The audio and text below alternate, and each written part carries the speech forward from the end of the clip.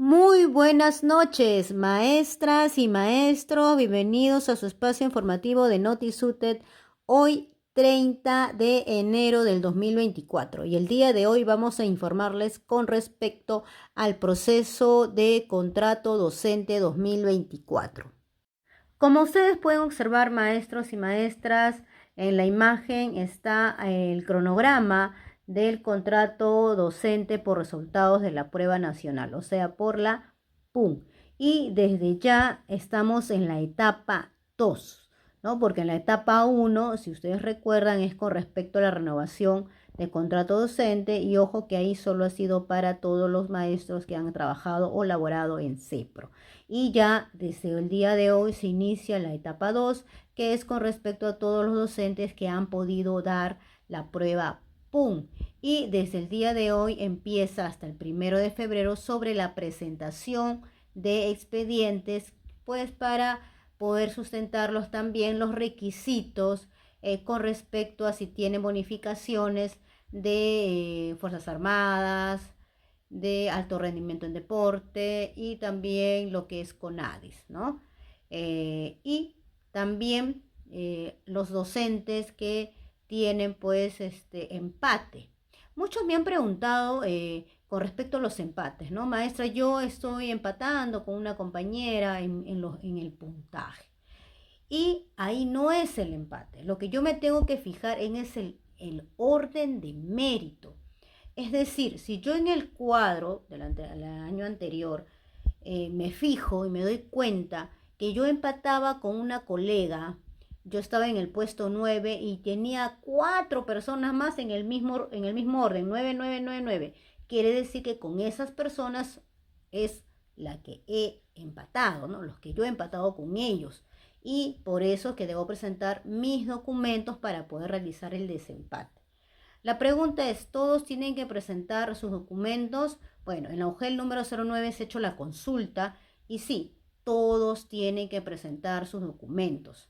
Todos los que han dado el examen PUM.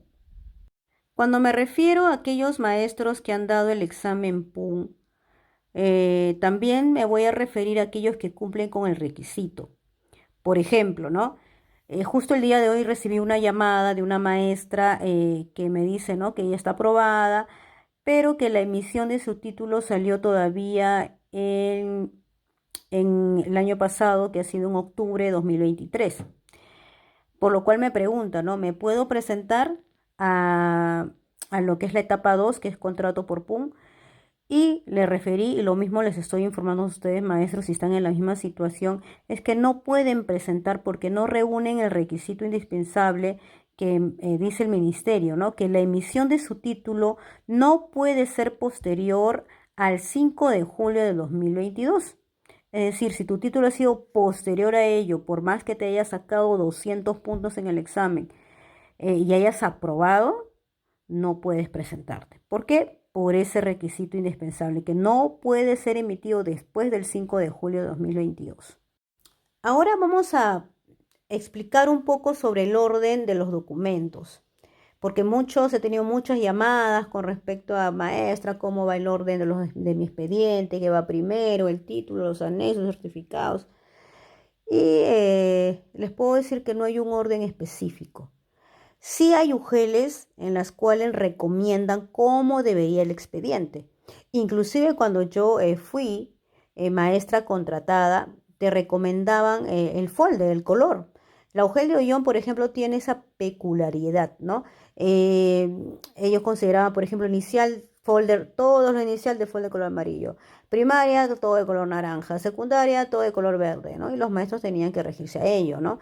Siempre y cuando la UGEL te informa cómo puedes presentarlo y cómo deberías, qué folder deberías considerar.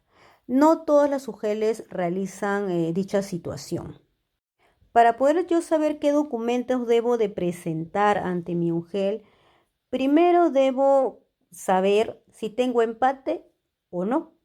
Si no tengo empates con ningún docente en el orden de mérito, ¿no? Pero me tengo que fijar en el orden de mérito, más no en el puntaje, sino en el orden como estuve el año pasado, con cuántos tuve empate, ¿no? Si era con 3, con 4, para poder ver qué documentos voy a presentar. Si no tengo empates con nadie, lo único, maestro, que tienes que presentar es el FUT, como tú puedes ver ahí, el FUT del auge número 09.